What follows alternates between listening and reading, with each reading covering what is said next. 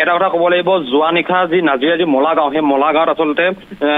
অবৈধ মাটি খননস্থলীত এজন লোকৰ মৃতদেহ উদ্ধাৰ হয় আৰু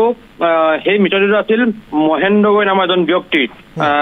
এটা কথা ক'ব লাগিব নাজিৰা যি মলাগাঁও সেই মলাগাঁৱত চলি থকা যি অবৈধ মাটি খনন সেই অবৈধ মাটি খননস্থলীত এই মৃতদেহ উদ্ধাৰ হৈছিল আৰু স্থানীয় ৰাইজে তাৰ আচলতে সন্দেহ কৰিছে যে অবৈধ মাটি খননৰ লগত জড়িত যিসমূহ বাহন বাহনে আসলে ব্যক্তিগৰাকীক খুন্দা মৰা সন্দেহ প্ৰকাশ কৰিছে স্থানীয় ৰাইজে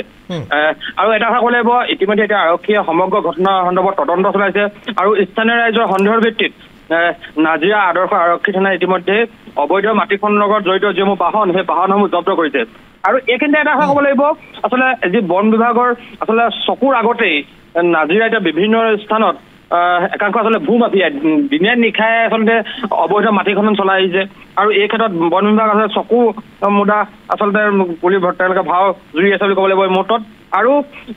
যিসমূহ আচলতে ডাম্পাৰ মাটি খননৰ লগত জড়িত ডাম্পাৰ আৰু তেওঁলোকৰ আচলতে দিনে নিশা আচলতে ৰাজপথত তেওঁলোকৰ দৌৰাত্মক বাঢ়ি গৈছে আৰু তেনেস্থলত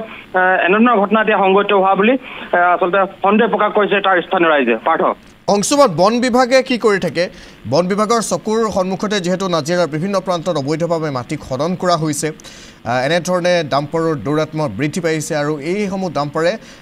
মাটিসমূহ কঢ়িয়াই লৈ যায় আৰু কোনো ধৰণৰ নিয়ন্ত্ৰণ নাথাকে বন বিভাগে কি কৰি আছে আৰক্ষীয়ে কি কৰি আছে এটা ক'ব লাগিব বন বিভাগ আচলতে এই ক্ষেত্ৰত মেনেজ বুলি ক'ব লাগিব কাৰণ এইদৰে নাজিৰা বিভিন্ন স্থানত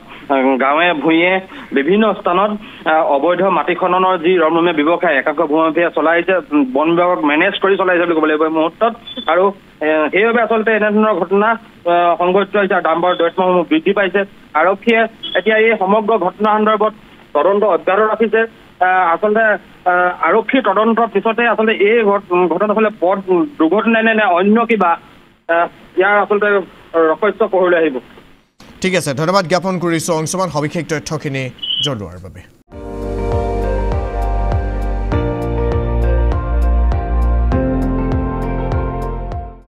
আপুনি চাই আছে ND24 সৰ্বশ্ৰেষ্ঠ নহয় সৰ্বোত্তমৰ দৌৰ